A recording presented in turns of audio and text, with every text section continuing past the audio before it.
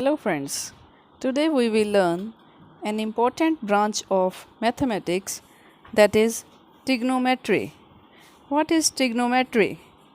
It is the ratio of two sides of a right angle triangle and the relationship of that ratio with acute angles of that right angle triangle. First of all, what is an acute angle? The angle whose measure is less than 90 degree, a right angle, is called an acute angle. It means the measure of acute angle will be from 1 degree to 89 degrees. Now we will study the relationship of this acute angle with the sides of a right angled triangle. This ratio of sides of a right angle triangle that we obtain by dividing any two sides of right angle is called a trigonometric ratio or a T ratio. We take a right angle triangle ABC as shown in figure. Here angle A is an acute angle less than 90 degree. Angle B is a right angle means 90 degrees, and angle C will also be an acute angle, because if one angle of a triangle is 90 degree, then the remaining two angles will be surely acute angles, because the sum of three angles of a triangle is always 180 degrees. Here, to study the relationship of sides, we take the acute angle CAB, or we may call it as theta or simply angle A. It is our choice. Now, the side opposite to acute angle CAB means side BC is called a perpendicular of right angle triangle ABC. Here side BC is perpendicular. Then the side opposite to angle B, the 90 degree angle, opposite side AC is called hypotenuse, and it is the longest side of right angle triangle, as it is the opposite side of the biggest angle 90 degree. The third side AB, that lies between the points A and B, this side is called the base of right angle triangle ABC. Now we will study different T ratios of this right angle triangle by dividing base, hypotenuse, perpendicular, taking two at a time with our convenience, and according to the acute angle CAB. One thing to take care of is that when we change the acute angle, means we take C in place of A, then the T ratios will also be changed.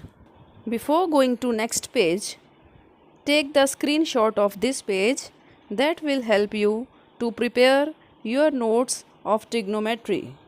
Share our link with your friends also, so that they may also take the benefit of this video. Let us start to make the T ratios. First of all, when we divide side BC, the perpendicular, with the side AC, the hypotenuse, we get the trigonometric ratio sin A, SINE, sin A, or in the short form it is sin A. The second one, when we divide the base AB of this right angle triangle with the hypotenuse AC, we get the trigonometric ratio cosine A or cos A.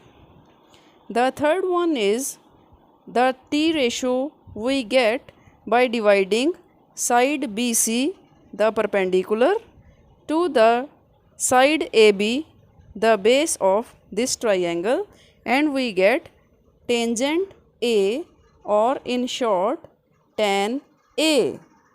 So these are the three main T ratios of trigonometric, that is sin A, cosine A and tan A. Now we take the reciprocal of these three T ratios, means we reverse the sides. Then we get the new T ratios like this. In fourth T ratio, we divide side AC, the hypotenuse, with side BC, the perpendicular, and it is now the reciprocal of sin A, and its name will be cosecant A, or in short cosec A. Similarly, fifth ratio, the reciprocal of cosine A. It is obtained by dividing side AC, the hypotenuse, with side AB, the base. Its name will be secant A, and short form is sec A.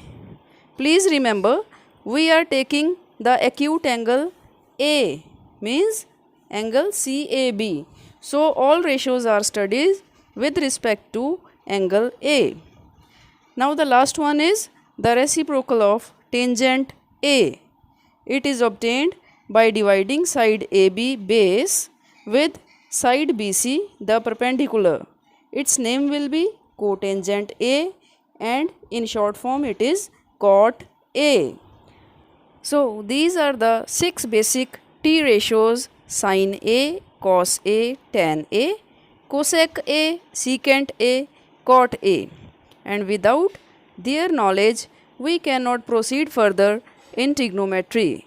Please learn them by heart before doing the sums of these trigonometric ratios. Before proceeding, please take the screenshot of this page also. We learnt that cosec A, secant A and cot A, these are the reciprocal ratios of sin A, cos A and tan A. Secondly, because hypotenuse is the longest side, so the T ratios whose denominator is hypotenuse. Here sin A and cos A have got the denominator hypotenuse, so their value will always be less than 1. And similarly their reciprocals, they will get numerator greater than 1, so their value will be always more than 1. But in special cases, it is equal to 1 also. That's all for today. Please subscribe our channel for more videos. In our next class, we will learn how to solve the sums based on these trigonometric ratios. Please press the bell button and share our video maximum with your friends. That is all for today. Bye bye. Take care.